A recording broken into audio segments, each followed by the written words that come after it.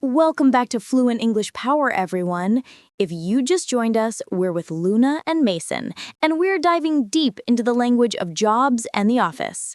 In part 1, we covered the basics. What do you do? And some essential interview answers. Hey everyone, great to be back.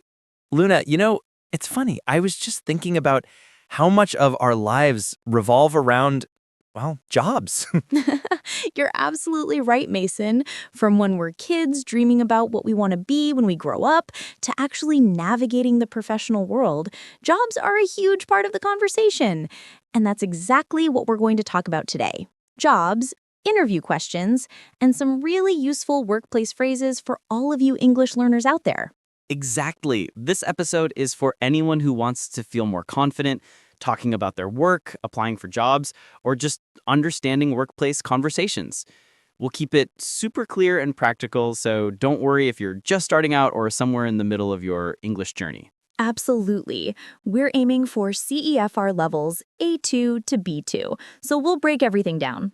Mason, let's kick things off with a very common question. What do you do? Simple, right? But it can actually be a bit tricky to answer sometimes. Oh, definitely. It's not just about saying your job title. You want to give a little bit more, Like, if someone asks me, what do you do? I wouldn't just say, I'm a host. I might say, I'm a podcast host and content creator. I help produce episodes and come up with interesting topics for our listeners. That's a great example. You're adding context. For our listeners, when someone asks, what do you do, they're usually asking about your profession. But you can also interpret it as, what are your hobbies? Or what do you do in your free time? It really depends on the situation and who's asking. Good point. If you're at a networking event, it's definitely about your job. If you're at a casual barbecue with new friends, they might be open to hearing about your passion for, say, extreme unicycling. Extreme unicycling, I like that. So let's stick to the professional side for now. When answering, what do you do, you can start with, I'm a, or I work as a, followed by your job title. For example, I'm a teacher, or I work as a software engineer. And then, like I did, add a short sentence about your main responsibilities. I'm a nurse. I help take care of patients in the hospital. Or I work as a marketing assistant. I help manage social media campaigns. Perfect. Keep it concise but informative. Don't just stop at the title, Give them a little glimpse into your world. Now, moving on to another common question, where do you work? Again, seems simple, but there are a few ways to answer. Right. You can say, I work at company name, or I work for company name. For example, I work at Google, or I work for a small tech startup. Or, if you want to be a bit more general, especially if it's a big company everyone knows, you can just say the company name. Oh, I work at Amazon. Or if you're self-employed, you could say, I work for myself, or I'm a freelancer. Yeah, I'm self-employed is a good one. Or I run my own business. That sounds really proactive, doesn't it? It does. It sounds like you're in charge, which is great. And what if you work from home, Mason? That's super common now. Great question. You can say, I work remotely, or I work from home. You might even hear, I work virtually. All of those are perfectly acceptable. I mainly work from home, but I go into the office sometimes. Nice. So we've covered what do you do and where do you work. These are your basic building blocks for talking about your job. Let's move on to something a bit more advanced, talking about why you chose your profession. This often comes up in interviews. The dreaded, why did you choose this field question? But it's a good one because it lets you show your passion. You can start with, I've always been interested in, or I've always wanted to. Exactly. For instance, I've always been interested in helping people, so becoming a doctor felt like the right path for me. Or I've always loved solving problems, which led me to a career in engineering. You can also talk about a specific moment or experience. I decided to become a chef after working in a small restaurant during college and falling in love with cooking. See how that tells a story? It does, and stories are always more engaging. Another great phrase is, I was inspired by. For example, I was inspired by my high school science teacher, and that's why I pursued a career in research. So, to recap, When talking about why you chose your profession, you can use I've always been interested in, I've always wanted to, I decided to job after, I was inspired by. Excellent summary, Mason. Now, let's shift gears a little bit and talk about job interviews. These can be nerve-wracking, even in your native language. Knowing some key phrases can really boost your confidence. Absolutely. Let's start with the classic, tell me about yourself. This isn't an invitation to share your life story, though. It's an opportunity to give a brief professional summary of who you are, what you do, and what you're looking for in your next role. Think of it as an elevator pitch, short and sweet. You can start with your current role, a key achievement, and then what you're hoping for in your next role. For example, well, I'm currently a marketing specialist with 5 years of experience where I successfully managed several social media campaigns, increasing engagement by 30%. I'm now looking for a challenging role where I can apply my skills in a dynamic environment. That's a perfect structure, Luna. Current role, achievement, future goal. Very clear. Another common question is, why are you interested in this position? For this one, you need to show you've done your homework. Research the company and the role. You can say, I'm particularly interested in this role because, and then mention something specific about the company or the job description that excites you. For instance, I'm particularly interested in this role because I've been following company names, innovative work in sustainable technology for a while, and I believe my background in environmental science would be a great fit. See how that shows genuine interest and also connects back to their skills? Don't just say, because I need a job. Yeah, that's probably not the best approach. Okay, next one. What are your strengths? This is your chance to shine, but be specific and give examples. Right. Don't just list adjectives.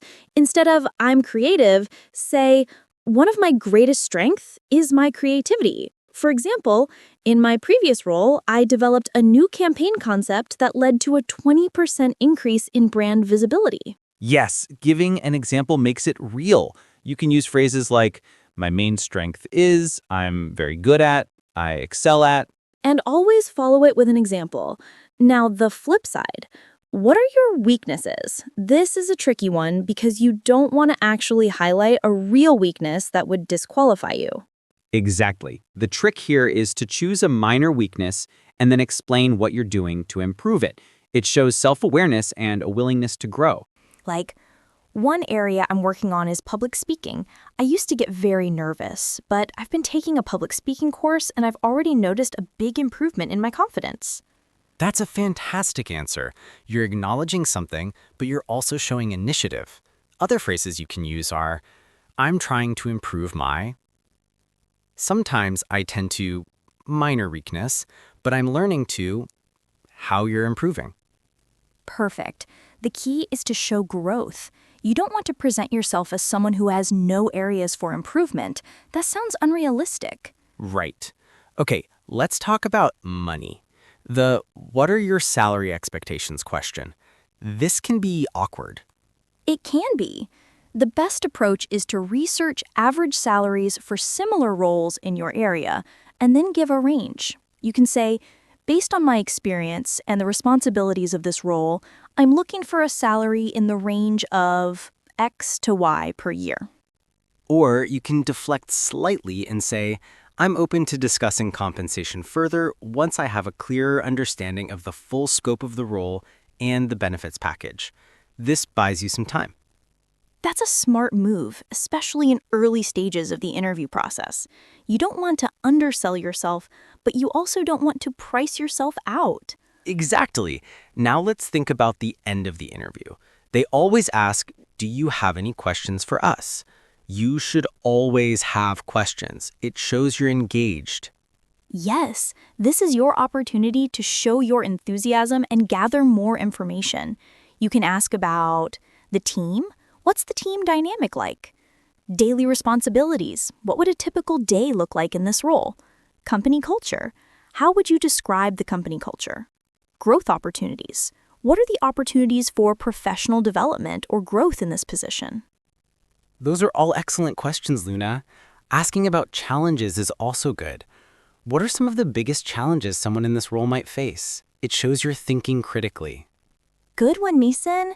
So those are some essential interview questions and how to approach them. Remember, practice makes perfect. Try rehearsing these answers out loud. Now let's move on to general workplace phrases. These are phrases you might hear or use every day in an office setting, or even if you're working remotely. First up is touch base. Touch base means to quickly connect with someone to discuss something or get an update. Like, let's touch base later this afternoon to discuss the project. It's informal and efficient. Yeah, it's very common. You'll hear it in meetings or in emails. I just wanted to touch base regarding her progress on the report. Next is keep me in the loop. This means to keep someone updated or informed about what's happening. Please keep me in the loop about the client meeting next week. Super useful. No one likes to be out of the loop. The opposite is out of the loop. I'm a bit out of the loop on that project. Can you fill me in? Great connection there. Fill me in means to provide someone with missing information or details. Hey, I missed the morning meeting. Can you fill me in on what was discussed? Very natural. Another one is on the same page. This means everyone understands and agrees on the same thing.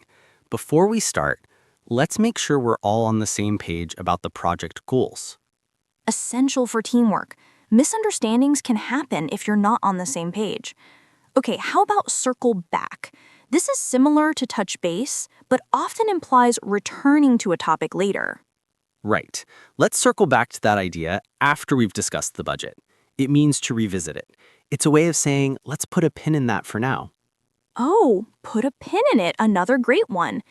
It means to temporarily set aside a topic or idea to return to later. That's an interesting point. Let's put a pin in it and come back to it after lunch.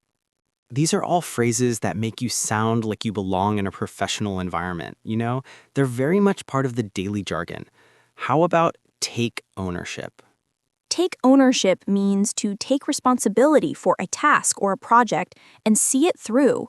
We need someone to take ownership of the new marketing campaign. It implies dedication and accountability. Exactly. It's not being proactive and not waiting for someone to do it.